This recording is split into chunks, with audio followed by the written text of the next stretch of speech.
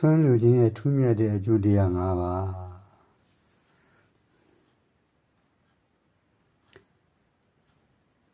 ဗုဒ္ဓဘာသာဝင်တို့ရဲ့မျက်နှာဝေရာယဉ်ကျေးမှုတစ်ခုဖြစ်တဲ့စွန့်လောင်းလူခြင်းဟာလောကီလောကုတ္တရာနှစ်ဖြာသောအကျိုးကျေးဇူးကိုရရှိစေပါတယ်။နံပါတ်1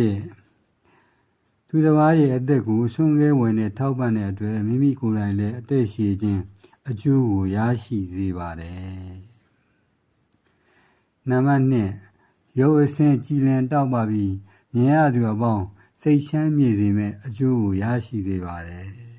။နံပါတ်3ကတော့ဘေးဥပါကင်းဝေးပြီးကိုယ်ရောစိတ်ပါအမြဲတမ်းအေးချမ်းသာယာနေခြင်းပဲဖြစ်ပါတယ်။နံပါတ်4အနေနဲ့ကတော့ကုသိုလ်အရှိန်ကြောင့်ကိုယ်ခန္ဓာကြံ့ခံပြီးအခက်အခဲတွေကိုကျော်လွှားနိုင်တဲ့ခွန်အားတွေရရှိစေမှာပါနောက်ဆုံးအကျိုးကျေးဇူးကတော့အမှားအမှန်ကိုဝေဖန်ပိုင်းခြားနိုင်တဲ့ထက်မြက်တဲ့ဉာဏ်ပညာကိုပိုင်ဆိုင်ရရှိခြင်းပဲဖြစ်ပါတယ်ဒါကြောင့်မြတ်စွာဘုရားရဲ့ဟောကြားတော်မူတိုင်းဆွမ်းလူခြင်းဖြင့်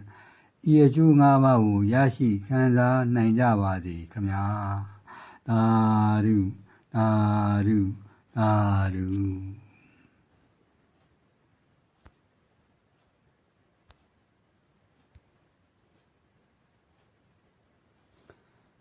ဆွမ်းလူခြင်းရဲ့ထူးမြတ်တဲ့အကျိုးတရား၅ပါး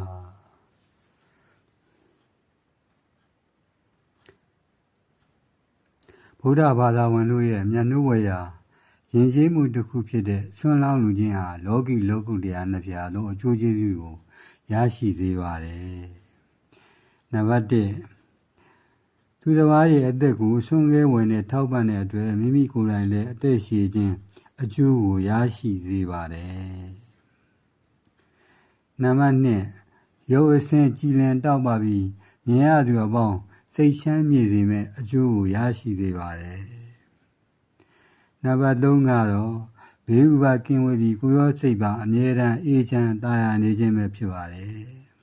။နံပါတ်4အနေနဲ့ကတော့ကုသိုလ်အရှိန်ကြောင့်ကိုယ်ခန္ဓာကြံ့ခံပြီးအခက်အခဲတွေကိုကျော်လွှားနိုင်တဲ့ခွန်အားတွေရရှိစေမှာပါ။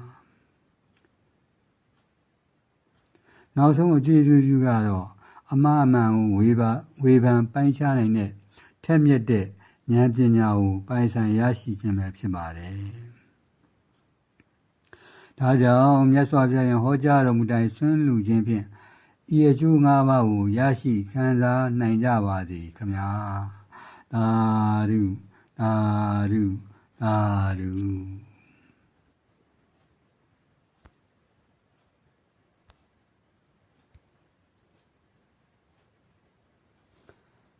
ဆွမ်းလူခြင်းရဲ့ထူးမြတ်တဲ့အကျိုးတရား၅ပါး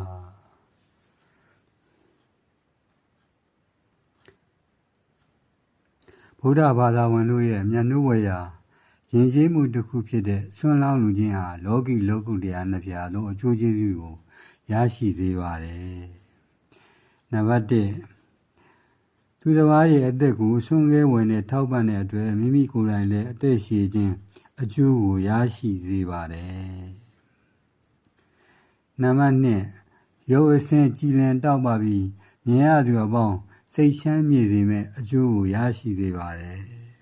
။နံပါတ်3ကတော့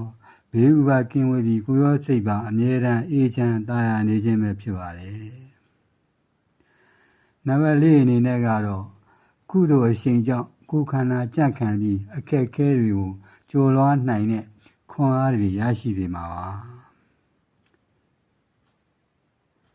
နောက်ဆုံးအကျိုးကျေးဇူးကတော့အမှားအမှန်ကိုဝေဖန်ပိုင်းခြားနိုင်တဲ့ထက်မြက်တဲ့ဉာဏ်ပညာကိုပိုင်ဆိုင်ရရှိခြင်းပဲဖြစ်ပါတယ်။ဒါကြောင့်မြတ်စွာဘုရားရဲ့ဟောကြားတော်မူတိုင်းဆွမ်းလူခြင်းဖြင့်ဤအကျိုး၅ပါးကိုရရှိခံစားနိုင်ကြပါစေခင်ဗျာ။သာဓုသာဓုသာဓု